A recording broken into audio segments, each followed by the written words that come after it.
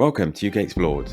For this video, we're in the historic city of Oxford, known for its prestigious university, the annual boat race, and posh people. Many don't know about or get to see the rough side of Oxford. So I'm going to give you a tour of 5 of the most deprived, dangerous, and worst places to live in Oxford. Okay, so let's kick this off with an area that is statistically the worst place to live in Oxford, and that's Blackbird Leys. Okay, so Blackbird Leys is Oxford's largest council estate. It was built back in the 50s and 60s for the most part, and it was originally built to house around 10,000 residents.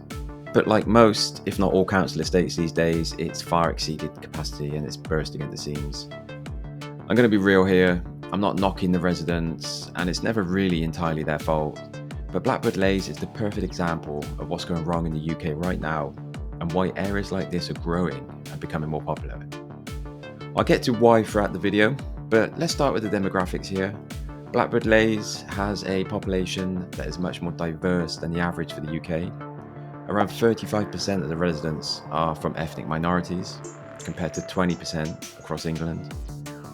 The area is severely income deprived, with 31% of the population being classified as income deprived, and the area as a whole being in the bottom 20% of the most deprived areas across the whole of England. I think it comes as no surprise that the area also has the highest crime rate across Oxfordshire, with a crime rate of 165.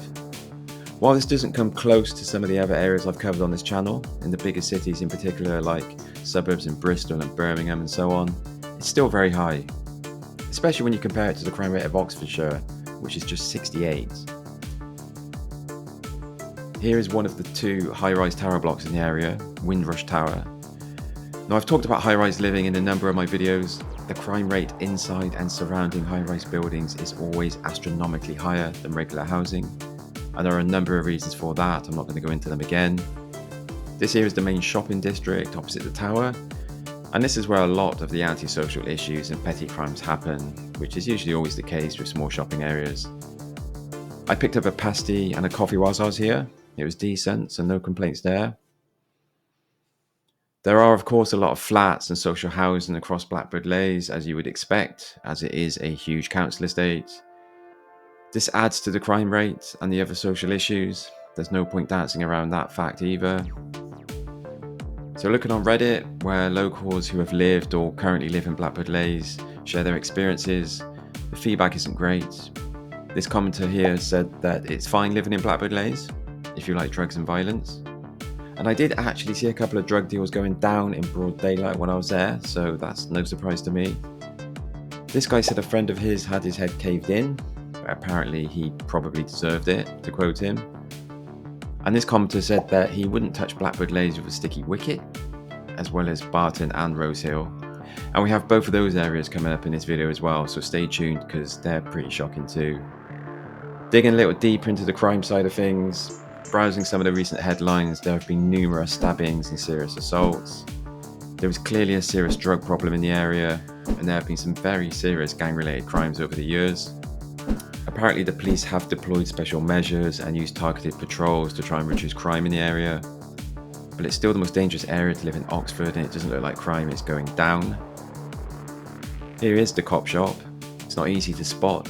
It's almost like they're hiding behind the bushes there, isn't it? But I'm sure they have plenty going on. According to Rightmove, the average price for houses sold in Blackbird Leys over the last year was in the 327,000 range. But to put this into perspective, Oxford is expensive. And when you look at the average house sale across Oxford as a whole, it's in the 568,000 range, which is absolutely crazy. I'll end by saying that you can see from the footage, walking around, it does look similar to other rundown and struggling estates I've covered across the country. However, it is a little bit cleaner than some of the other estates I've been to. There's a little less litter, there's fewer bulky items, there's fewer dog turds, thankfully. But looking at Oxford in a vacuum for the purpose of this video, this isn't a great area to live in. So the next area borders Blackbird Leys to the west, and probably has some overspill, and this area is called Littlemore.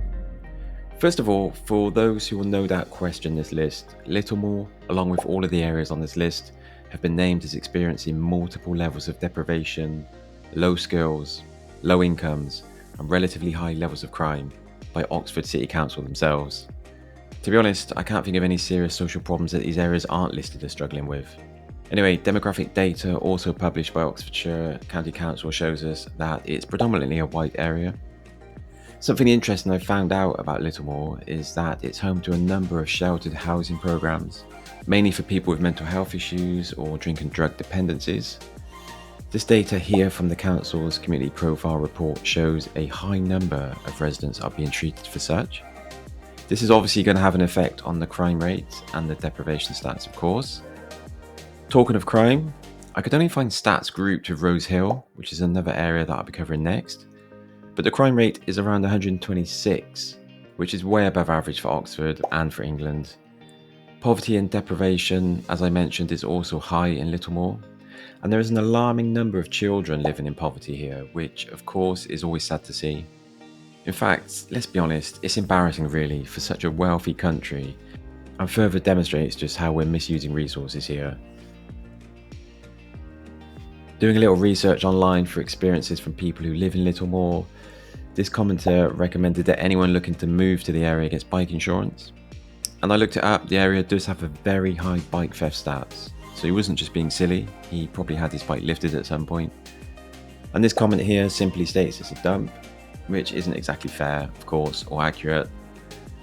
I think this comment from someone living in Littlemore sums it up well. They say that Littlemore is the rougher part of Oxford, which is fair, but it's not like East London. And they go on to say that they're hopeful for the future. To be fair, there aren't many places that are like East London, right, and that's a good thing. But you can see for yourself from the footage, Littlemore is a deprived area and it does have some serious issues. That's not conjecture on my part, the statistics back this up. As you can see here, there is a lot of this post-war housing in these blocks of flats that you can still find across the country. It doesn't look the best, but it does provide affordable housing. And they definitely have problems with moles here. I saw loads of evidence like this walking around. The area wasn't terrible on the litter and bulky item side. I think Oxford City Council are on top of it, or at least a lot better than most areas I've been to. The high house prices across Oxford are evident again. The average house sale in Littlemore over the last year was just shy of 400,000. Even flats are listed at 241,000. For the next area, we didn't have to go far again because we're staying in East Oxford, and Rose Hill actually borders Littlemore to the north. In fact, there is an underpass that takes you from Littlemore to Rose Hill. It's one of those dark, graffiti-covered tunnels that you probably want to avoid at night. But there is some really talented graffiti around it that I want to show you.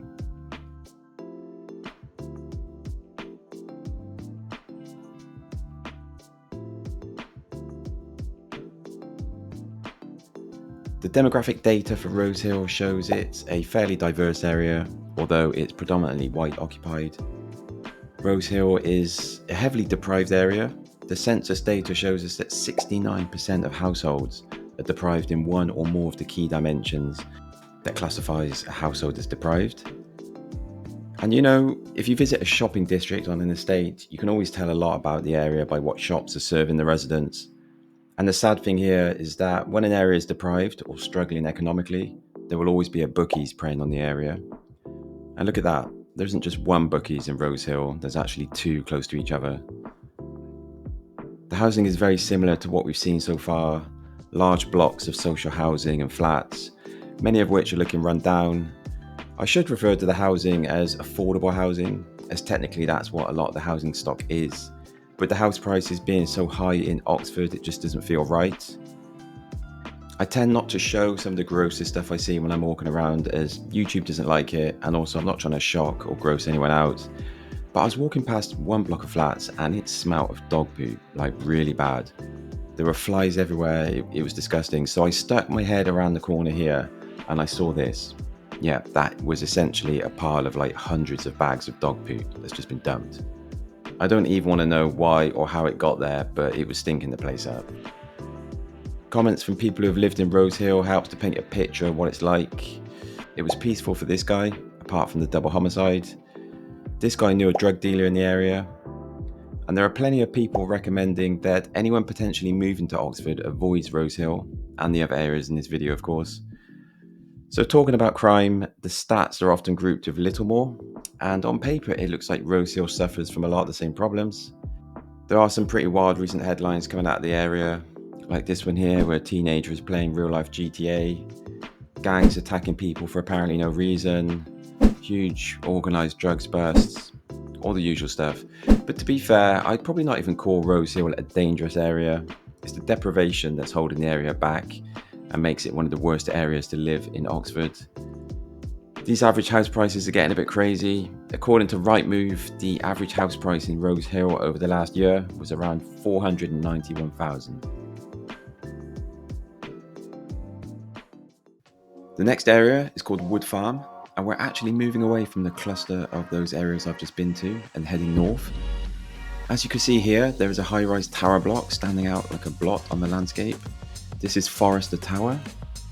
Like a lot of high-rises, it's the hub of a lot of the antisocial behaviour in the area, and it's actually been the scene of some horrific incidents in recent years. So I think it's fair to say that this building and the surrounding area is a spot locals know very well. Honestly, it's a shame to see areas like Wood Farm struggling. Walking around and seeing that backdrop of dense forest, you could imagine it was once a tight community where everyone knew everyone. But over the years, the demographic has changed drastically and the population has grown, and as a result, the needs and wants of the area has changed. I was looking at the housing data for Wood Farm, and it does actually have a higher percentage of private housing than the other areas covered so far, many of which bought their homes under the Conservatives' Right to Buy scheme. I also read through some research carried out by Oxford City Council, and it's quite revealing in regards to why and how the area has gone downhill over the years. The report states that residents currently feel let down and neglected by the council, saying that they're part of a larger, affluent ward, but have not received adequate investment themselves. Looking at the stats, this is certainly true, as Wood Farm is in the bottom third in terms of deprivation across the whole of England, and it's in the bottom 15% for education and training skills, which paints a bleak picture for the youth here and those trying to work their way out of poverty. As a result of this, obviously antisocial problems, crime, etc. creeps up, and it has a knock-on effect. Drugs are clearly very prevalent in the area. There's an alarming number of serious assaults, particularly among kids carrying weapons. As you can see from the footage here, there is more of the same in terms of housing from what we've seen so far. Lots of flats and social housing blocks built back in the 50s and 60s.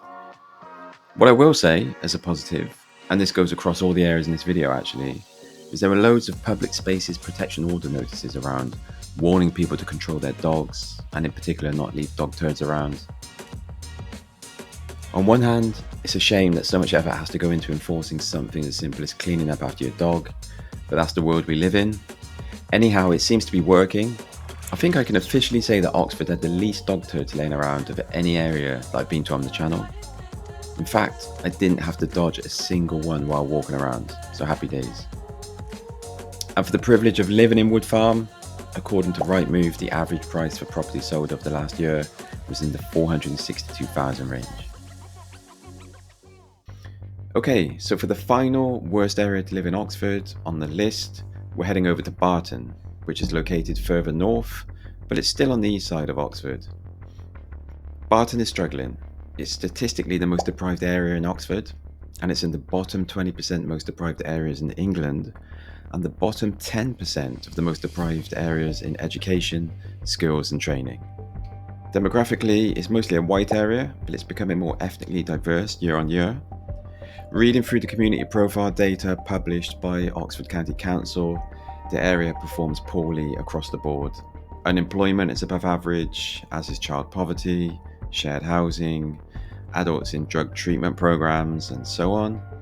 I've seen some people online who live in Barton defending it, which is fine. It's nice to be proud of where you live. But honestly, I don't think it does anyone any favours pretending that areas don't have all the social issues that they do. I don't make these videos to take a dump on areas like Barton. I think raising awareness and highlighting these areas across the UK that are struggling is one of the best ways to encourage improvement, or at least awareness. And there's no point turning a blind eye. There really isn't. Moving on to crime, the crime rate in Barton was 128 for the most recent data I can find, which ranks it 12th out of the 86 areas across Oxford. So not the most dangerous area, but it's nowhere near the safest within Oxford either, and a crime rate of 128 is well above 85, which is the average for the UK. That said, there have been some huge drug busts in the area recently, and it's thought that some of the main suppliers of Class A drugs across Oxford and beyond are based in Barton. There have also been a number of serious assaults, many of which happened outside and near the shops you see here. So while it ranks well compared to other areas I've visited on the channel and the UK as a whole, you'd be naive to say that Barton is perfectly safe. It'll probably come as no surprise that you don't have to look too hard online to find comments from people living in Oxford warning others about Barton.